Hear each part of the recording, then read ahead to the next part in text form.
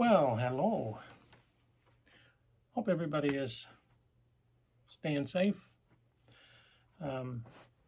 My name is Bob Jackman, and I'm the teacher and virtues facilitator at the Charles J. Andrew Youth Treatment Center in Sheshatshiu. Now, I've been there for 8.5 years. I taught in Goose Bay for 20 years. I taught in Hopedale for 10 years. And that was Shish for 1.5 years. And if you add all that together, you'll find I've been teaching for 40 years. I also substituted for a couple of years, really, off and on at the Sheshatshui Innu School as well. You know, it's unfortunate that we find ourselves in this predicament, you know, with the coronavirus, because we are trying to work from home. And of course, our center is closed. We can't even get in there now, right, because of the virus. So what we're trying to do now is we're trying to reach out to our clients, our former clients, and clients that we may have in the future. So we're trying to reach out to those. I know with children, we're still working on ways to engage the children. I know I'm currently watching videos and trying to study up on the Google Classroom. And you know, with my granddaughter, I'm able to go in and look at hers and see how it all works. But it's a steep learning curve, so it's going to take me a little bit of time yet, right? But I've been working at it.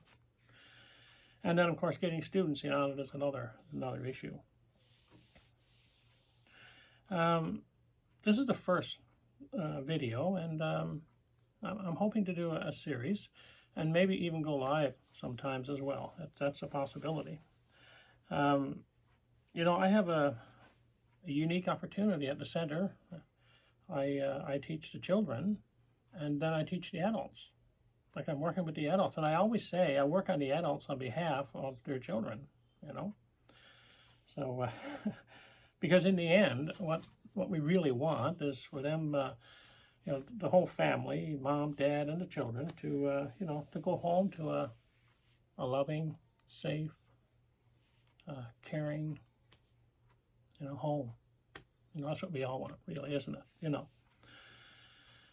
So, you know, when clients are there, when they leave, we actually, when they arrive, we give them this book here, which is the Family Virtues Guide. And this is the one that, the main one, really, that the Virtue Program at the center is based on. And this is a book that's part of the Virtues Project. First, it's Simple Ways to Bring Out the Best in Our Children and Ourselves by Linda Kaplan Popoff, her husband Dan Popoff, and her brother John Kaplan. Okay, now with the virtues, I have I hope you can see these, but this, you know, they are the gifts of character, and you can see some of them there. I wanted my big poster to put up here behind me, but it's in the center and I can't get it. I hope I can get somebody to get it for me, right? You know. So we focus on these. There's 52 here, of course. So the idea is that parents would work with their family, with the children as well, for each virtue a week. Like they would have one a week. That's the purpose of the 52. But in actual fact, when the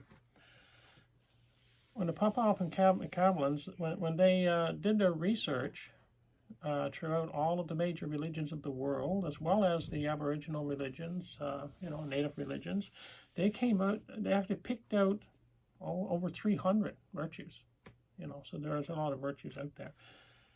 But we focus on 52.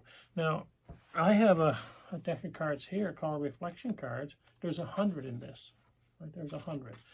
But we give the clients a pack of virtues cards as well when they first come, because we want them to be using them when they go up in the cabin on the land for you know, for 4 weeks of the 8, and practice them. And likewise, they take the book and they can read stuff in here, and then when they come back, they may have questions and be able to discuss some things there as well, you know. So I just want to tell you a little bit about it, you know. But first, speaking of the virtues, I mean, yes, they found over 300, but did you know that when I was out in Saskatchewan back in 2013, they gave me a model teepee, a little small one that the students had made, and they gave it to me. So I brought it back, and it's on a shelf down at the center. Well, what the point was that they showed me what each of the sticks meant in the teepee. Each one of them represents a virtue. For example, stick number 1 represents obedience. Number 2 is respect. So as soon as they walk in through the teepee, they're practicing their virtues. Number 3 is humility. 4 is happiness. 5 is love, and so on down. So when I was out at the teepee and they were telling me about this, there was one stick they didn't tell me about. And I said, "What's that one for?" And they said, "Oh, that's the flap that controls the wind." So I found that kind of funny. That was neat. At the very beginning of the book here, it says, "Being a parent is the most complex and important activity on the planet. Parents are a child's first and most important educators, yet they receive little or no training in what to do or how to do it. Unfortunately, children don't come with instruction manuals. But as Oprah Winfrey said, this is as close as you're going to get, and that's what I really like about it. I'm actually passionate about the virtues, and that's why I love what I do at the center, especially when I can have children and parents. You know, I can work with both because, you know, working with families is absolutely important, very important. You know, there's been topics out there, for example, on like honoring the child's feelings, and keeping peace in the family, building self-esteem, learning to speak so kids will listen, and more important, learning to listen so kids will talk. That's important. We'll look more at that as we go into the program. What is yet to be addressed in a broad way is how parents can meet the spiritual needs of their children.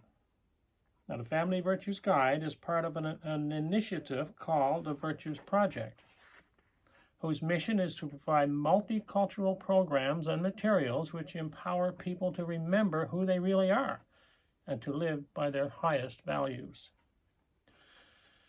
The principles and practice in the Family Virtues Guide are being applied in families, schools, prisons, corporations, social services programs, child care centers, indigenous communities, and diverse faith communities throughout the world. And the Charles J. Andrew Treatment Center is one of them. Now, the Family Virtues Guide is not about family values. Values are culture specific. For example, Inuit culture may look at making sealskin boots as a value. You know, whereas the Innu would look at making, I don't know about now, but they could make caribou moccasins, you know, and that would be a value for them. But the virtues are universally valued by all faiths and cultures in the world. For example, can you think of a culture that wouldn't have respect wanted in their culture? You know, or love, commitment, compassion, loyalty, moderation, all of these things. So that's why we look at that as universal. Virtues are described as the qualities of the soul and the attributes of God, and I think that's important. The Family Virtues Guide is grounded in the sacred traditions of the world religions. Yet it does not promote the practice or belief of any particular faith. It is designed to be helpful and accessible to all people, religious or not. It offers simple methods for paying attention to the spiritual and moral development of a child day to day. It is an approach to bringing out the best in every child and in every member of the family. Each day of living with children brings fresh opportunities for guiding them at teachable moments. And we're going to look at that specifically too. And these things, teachable moments will pass quickly and may never come again. Parenting is made up of so many things like physical care, affection, encouragement, enjoyment, correction, protection, and teaching. Just as children's bodies need food, air, light, and warmth, their spirits need challenge, direction, and encouragement. The guide is a tool to help parents consciously and skillfully address their children's spiritual needs so that they won't miss the precious opportunities which happen every day. A key principle of the Family Virtues Guide is that parents are the first educators, those best able to impart values and virtues to their children. The guide is a response to parents who want to bring simple spirituality and character education into their children's lives. The world needs people who are willing to take personal responsibility. Let it be this generation. So that's just an introduction to the book here. There's a lot more that we can discuss, but I want you to know what it's all about. Now, in our class at the center, we always do a virtues pick. Now, I got the 100 cards there, but I actually did a pick already, and I wanted to use the same cards that we use at the center. But they're at the center and I can't get them, so I did do a pick. And the one that I picked was love. Now, I want you to sit back and think about this, okay? Listen carefully. Close your eyes if you want. Take some deep breaths if you want as well. If you want to relax, and just take this in, because I'd like for you to think about how this will resonate with you, how the kinds of things that you will feel after when you're hearing this virtue, okay? Right in the beginning, there's a quote. It's Leviticus 19:18. That's not a year. That's section 19, I think, verse 18. Anyway, here it is. Thou shalt not take vengeance, nor bear any grudge against the children of thy people, but thou shalt love thy neighbor as thyself. Love is caring for someone, wanting to be near them, and wanting to share with them. Love is the power of attraction. It is a special feeling that fills your heart. Loving people is treating them with special care and kindness because they mean so much to you. You can show love in a smile, a pleasant way of speaking, a thoughtful act, or a hug. Love is treating other people just as you would like to treat them, or like them to treat you, with care and respect. Signs of success, the practice of love. You know you're practicing love when? I treat others as I would want them to treat me. I say kind and loving things. I share my things and myself. I show affection. I express love for the Creator by caring for others.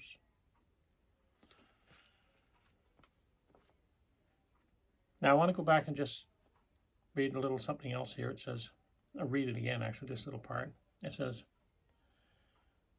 love is caring for someone and wanting to be near them and wanting to share with them. Well, I posted this on Facebook today, and this is a picture of my granddaughter that I took through the window because she came over again today. Actually, all four of them, along with my daughter and her husband, they came over, and I got to see her through the window. She wanted to come in, of course, for a hug again, right? But this is happening all over the world, right? Not just outside my window. This is happening all over the world. People would like to get together and give hugs and, get this closeness. But, until this virus is eradicated, we have to follow what the government is saying. Like, we have to stay apart, You know, we have to stay home, whatever it takes, because I want this virus to be gone as soon as possible, right? As soon as possible. I know my grandson, he turned 6 on the 1st. Anna turned 13 on the 2nd. That's 2 birthdays. And with William, we went down and, you know, drove by and blew the horn. I burped out happy birthday with my horn, and he loved that, right, you know. Well, it's certainly not the same. And with Anna, of course, as well, we got on this on FaceTime, I think it is, where you get all these little squares and all these heads sticking in each little square, and we're singing happy birthday as she's blowing out her candles, and then she cuts her cake, right? But not the same, you know. So like you, I want this virus to go as soon as possible. I want to get back to the center with our clients, because I think that's where we can serve them best. But you know, I do want you to get in contact with us. I mean, the clients that had to leave early because of the virus, you know, get a hold of our webpage. It's what's our webpage? It's Charles. Just call it Charles J. Andrew Youth Treatment Center. Just put that up in the Facebook search thing, and that site, that'll come up, and you'll see the Facebook there, right? So you can do that. Of course, you can email me. You can comment under the video, but you can email me at, all small letters now, rjackman, RJACKMAN at CJAY.org. Okay. I want to finish by reading finish this video. There'll be another one. I certainly hope so. It's from Sacred Moments, which is also, this is written by Linda Kablin Popoff, which the same person that wrote the Family Virtues Guide. And there's quotes for each day of the year. Now this is April 4th.